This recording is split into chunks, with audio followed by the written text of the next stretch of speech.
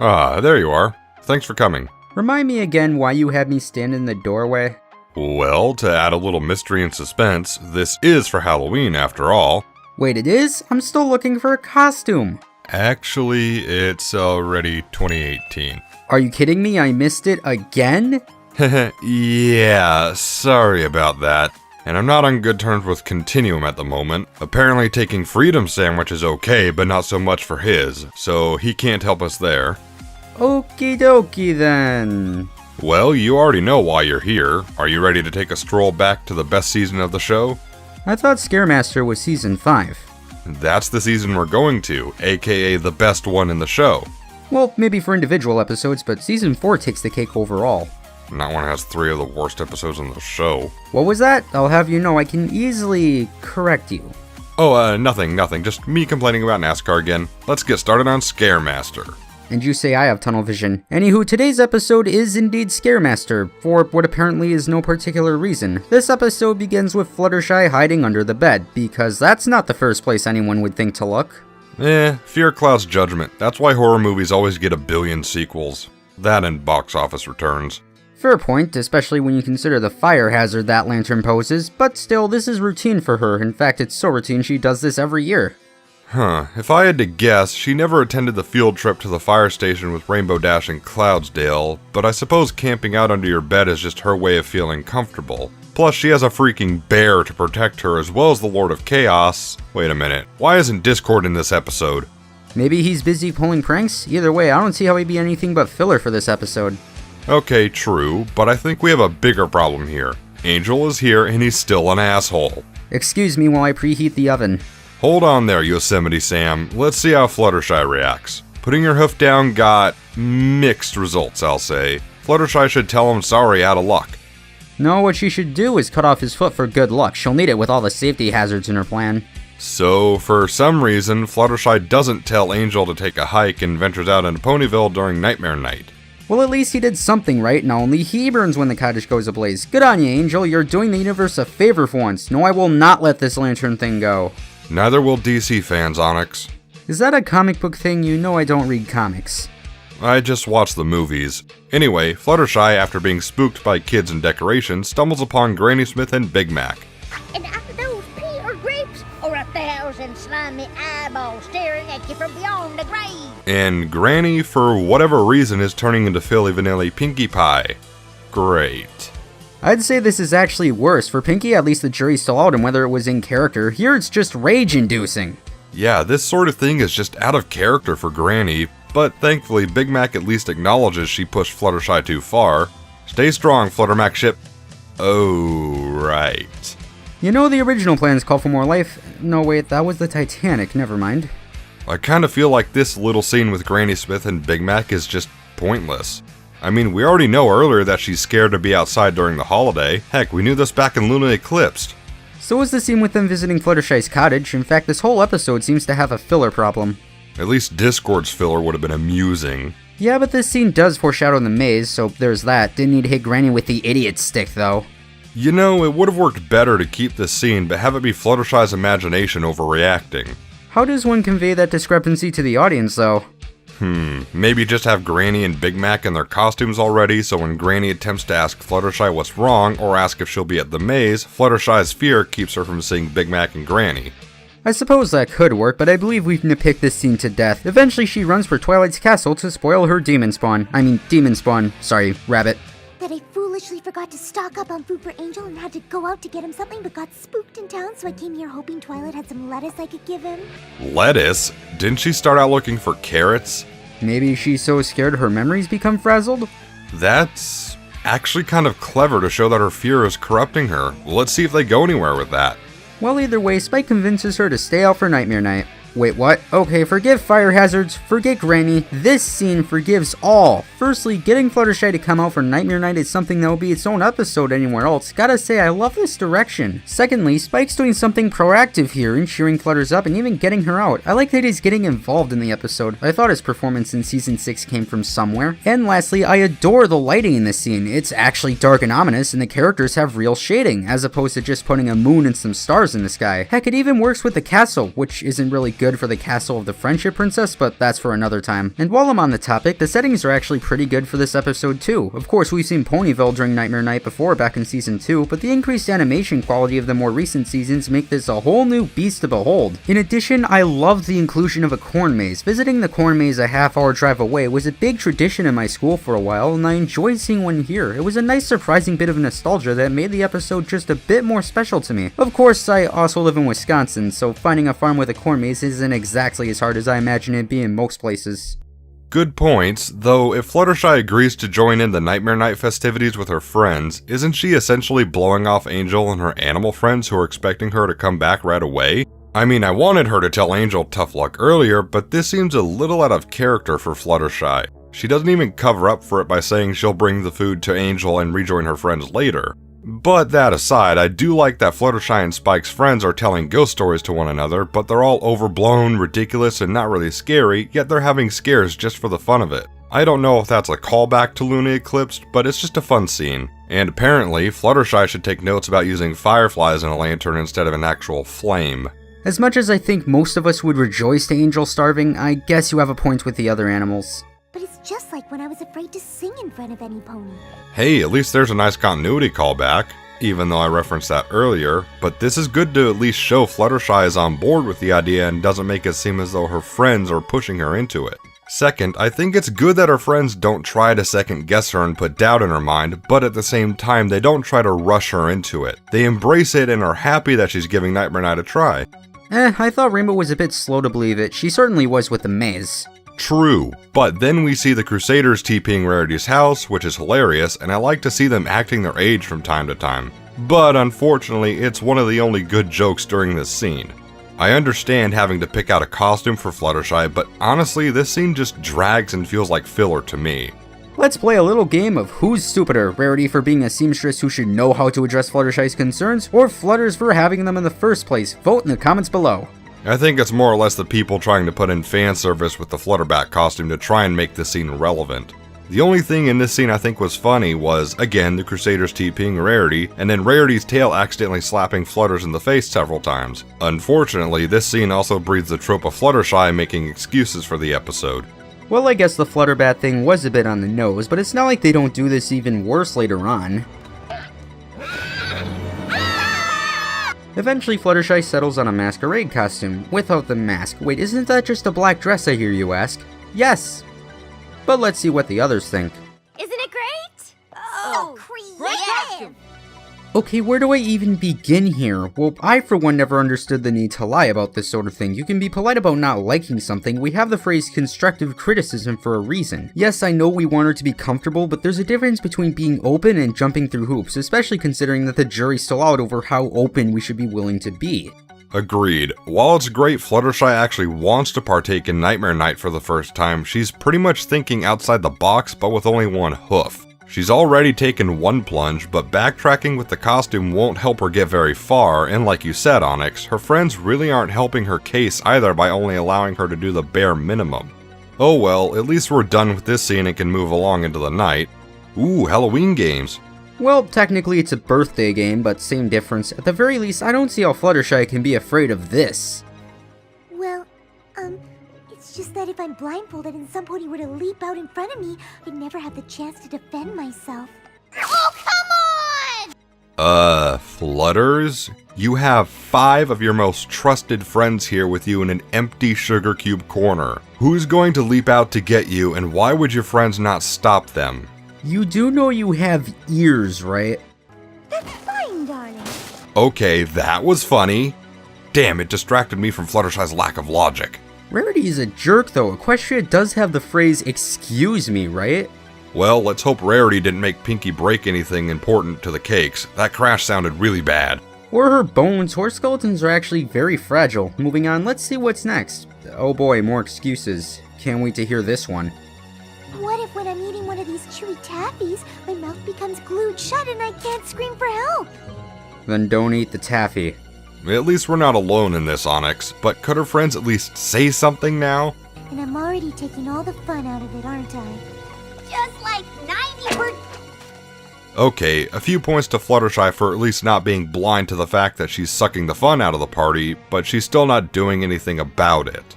When an atheist says amen brother to that, you know you done screwed up, but I do like that Rainbow here knows she can't back up that 90% comment. Most other shows would just have this character say, oh never mind, or hand wave the whole thing. Here though, Rainbow is much more realistic in backing to some of it. I always get a kick out of that, but then Rainbow being forced to backpedal is always fun. One thing I can say though is Twilight actually gives Fluttershy something to do to counteract her fear of being scared. Instead of continuing to kowtow, Twilight's helping Fluttershy be proactive rather than trying to coerce her into doing another pre-planned activity. Although, I kind of agree with Dashy here. That's a good thing. Fluttershy's excuse making was reaching Tumblr levels, and the idea was actually pretty creative too. As for Fluttershy scaring people, I guess I can see why one would doubt her, but then she did come through in Hurricane Fluttershy, so I think it works. Well, maybe it's a good thing they're leaving already. 6 young and relatively good-looking mares all in one spot for too long. Perfect recipe for Michael Myers to show up. You have to make a horror movie joke? Why am I not surprised? So an hour passes. I guess the director took his lunch without telling them, and the girls find themselves at Fluttershy's cottage. And apparently Pinky trusts Rarity to push her again. Maybe Rarity's just trying to make up for putting Pinky in the wall earlier. Maybe that's how long taking down that fire hazard takes. Either way, our cottage of horrors begins. Let's see what scares are in for us today. Zesty doesn't appear for another season, so we'll be okay in that front. Step right up, we got ourselves a great deal on one heck of a cottage on the edge of the Everfree, conveniently located away from traffic. Unique weather patterns free of charge.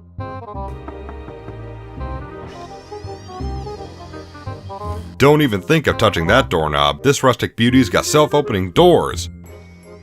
Welcome home, Fluttershy. You're a terrible host. The dishes clean themselves. Never touch a dishwasher again. Only scary for Brits, but we won, so take part in our glorious capitalist society and buy our cottage. You need to cover up because no one has complimented your dress. Don't worry about what you'll wear. Your house will never judge you. I can't. There's no pony there. That's right, because she didn't care to show up. You'll never have to tell them you hate them. What are those? They're unplanned guests. Feeling lonely? Don't worry. New friends show up on their own. No social skills necessary. But wait, there's more. Well, no, not really, but still, we have a limited supply, so hurry up and get yours today. Lease starts at $1.99 a month. That's right, $1.99 a month. What are you waiting for? Get off your sorry butt and buy us stuff. Wait, I thought this was a commercial to buy a house, not selling Hasbro's toys. Just wait, it'll be both soon enough. Now, some of you at home may be thinking that this whole segment of the video is just filler. My response to you, go whine to the writers, because this scene literally adds nothing. Why do you think we need these jokes? It just appears Fluttershy is afraid of something going wrong, which is technically the basis for every horror movie, but again, her afraidiness just reversed the situation. She's only thinking of things that scare her, not something that's generally scary. Like, why not have her spider friends crawl out of the teapot while Rarity was pouring tea? You know, that would make sense, especially if the rest of the house is the same up to that point to get them to let their guard down, but to be fair, she's never gone out on Nightmare Night until today, so it's not like she has much experience outside of her own, which begs the question, what made her so scared of this holiday in the first place? It had to be something. People aren't just scared of nothing for no reason. Maybe she had a bad experience as a filly?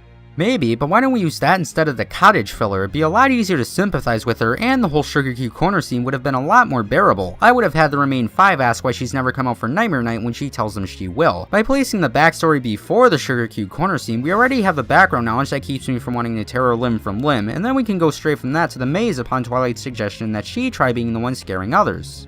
Or, since she grew up with Rainbow Dash, one of the others could ask Fluttershy what has her so afraid, and Rainbow swoops down to vouch for her and explains what happened to her when they were fillies. That could work, but I think it's better for Flutter's character that she do it. This is the season with Thanks for the Memory, so it only makes sense to bring her out of her shell. Especially with how bold and upfront she was with Rainbow in that episode, so you have a point there. Instead, our friends leave for the maze and leave Fluttershy to her own devices, which happens to include Angel Bunny. Oh my Celestia, they're doing something productive with Angel Bunny! Gasp! Can I just take this moment to gush over the creativity of this? This is a character who has done nothing but get people to hate him, being used productively, and it actually works. It's in character and actively contributing to the story. And here I thought only Christmas could be the season of miracles, but let's see where that goes. Hey Onyx, I just realized, Spike is back with the girls. Where was he during the Sugar Cube corner scene and at Fluttershy's cottage? Did he just go off to get candy after Fluttershy stopped at the castle? And if he did he already eat it all? Why did you abandon Spike, episode? Because it's not season 6 yet, Spike is still a wild card in terms of quality, and looking at this episode so far, maybe it's not a great idea to have him here. Don't forget, we praised how well he encouraged Fluttershy to take part in Nightmare Night earlier, so I don't have any concerns about how he'll be used now. At least he was spared the filler. That is true, but then again, characters can go from good to crap in the span of a single line. Ah, the horror movie references are still fresh with the Jason pony. I guess there's an equestrian version of the Friday the 13th movies. Cool references aside, I can't help but laugh when Big Mac appears from the shadows and says, "Yup," after making a scary noise. Then again, he would have made the 2017 Mummy movie so much better. Well, I don't watch horror movies, but at least AJ defending the family maze is fun to see. I guess we call this scene a win? I suppose, and yes, that was fun, but apparently there's a new ghost scare to the maze that even AJ doesn't know about. And do I see Derpy dressed up as Rainbow Twilight in the maze? That's adorable. I love to see an old tradition be kept alive. Muffin sighting of the day, everyone. And it appears the Scooby-Doo chase is on. Actually, maybe she isn't good enough to seamstress Flutter's a dress she won't trip in. Begs the question of how she got so far, though. Then again, looking at this episode, this probably shouldn't count for much. Karma sucks, don't it, Rarity? Well, there's a little Sparity moment here, so it's not too bad, and the gang runs straight into a pit below the maze. You know, they're lucky none of them broke a leg. That seems to be a pretty good fall. Oh, that's good. Now the scares can begin. Granny? And the movie references can continue. I do like how this episode is going hardcore with its horror movie references, especially this nod to Psycho. Oh, spoilers for anyone who hasn't seen it. Jeez, how many reference jokes did I miss? Oh, this is only the beginning, my scaly friend. And geez, Pinky has some amazing traction on dirt with those rollerblades. Well, so did my old scooter, what's your point? Pinky keeps crashing and crashing makes me uncomfortable. Relax, Earnhardt's already dead. Just for that, here's another horror movie reference. And considering that Spike is in the group, the creature from the Black Lagoon knockoff may just be hungry for dragons. Wait, I can say that right. I'm standing right here. Oh, look, they all get caught in a giant spider web. Charlotte must be upset about something. But that's not a horror movie, Lefty. Actually, it does make me wonder, though, if Twilight teleported them out of the web, why can't she just teleport them out of danger? Yeah, if she can teleport them all a few feet from the web, why not just teleport them a few feet above so that they're back on ground level? It's possible she knew what was coming, but if that's the case, Twilight's one heck of an actress. Wait a minute, how in the name of Michael Myers did they get that far away and overlooking the maze? It never hinted that they were going up while they were underground. Well, you got me. By all accounts, it doesn't make sense. So, I bring the horror movie references and you bring the cartoon references. Nice. Pull the lever, Lefty! Wrong lever! Whoop, sorry. So the episode ends on Fluttershy being discovered. The remaining 5 reconcile with her and compliment on how fun the maze was with her, but then Fluttershy decides she doesn't want to scare ponies anymore. I gotta be honest, I don't really care for this. It feels like a cop-out of actually developing Fluttershy's character. She even ends the episode under the bed where she started, complete with fire hazard. Even worse, now we have one less character for whatever Nightmare Night episodes the show does in the future. Why would you limit creativity when it'd also help with character development? You could kill 2 birds with 1 stone, but you chose the one option that gets you literally nothing. Thankfully, with this episode sharing a season with Thanks for the Memories, this was the last time that this happens, but it still goes to show how much of a problem it was that it was still showing up in season 5. Well, for me, I do like the moral. Coming to grips about why you don't like something can sometimes be difficult, but I do like how Fluttershy owns up to her friends that she still doesn't like Nightmare Night, even though she's good at giving them a scare or good at taking part in it. There are things that, no matter how good you are or how many tries you give it, you just don't like it. I love NASCAR to death and have for nearly 20 years, but I just don't find other motorsports like drag racing or Formula 1 fun or interesting. Not enjoying something is perfectly fine as long as you give it a true try. I mean, at least Fluttershy knows she can go out during Nightmare Night if she really has to in the future. Though again, I have to point out, this episode occurred much later than putting your hoof down. Regardless of how good or bad that episode was is irrelevant here. I feel Fluttershy should have been assertive enough to tell Angel he's out of luck. I can agree that the moral is nice, however I don't think Fluttershy was the right character to use to teach it. Season 5 was a period of growth and expansion for Fluttershy's character. I turn your attention again to the pet list scene in Thanks for the Memories. This moral, however, is antithetical to that. Character growth requires change and evolution. Finding you don't like something doesn't do that. I would have used this episode to instead teach a moral about expanding your boundaries, and instead use the moral about not needing to do things you don't like on another character. For instance, we could have Rainbow Dash learn that just because she likes Daring Do doesn't mean she has to like any other particular book, which accomplishes the exact same moral, if anything, to a greater, more relatable effect. I doubt most of you will turn into bat hybrids and scare friends in a corn maze. And I can somewhat agree to that, referring back to my point about putting your hoof down. While Fluttershy did in fact learn that even after giving it a fair try for her friends, she still doesn't like participating in Nightmare Night. It's kind of a back to square one issue, if you will. She learned something, but in future Nightmare Nights, she'll still be holed up in her cottage.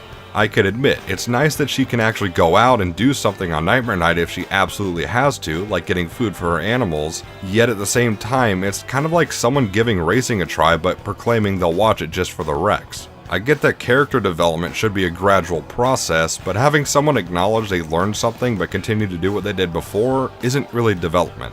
It's nice that they didn't completely write themselves into a corner with Flutters, but I still feel like they wrote themselves out of creative use of her in future Nightmare Night episodes just because she has the word shy in her name. It's kind of restricting that they did that, yes, but that shouldn't stop them from expanding her at all. Having her eat a Dorito and become completely bold would go far beyond what is considered natural character development, so as long as they don't go overboard, that shouldn't be an issue.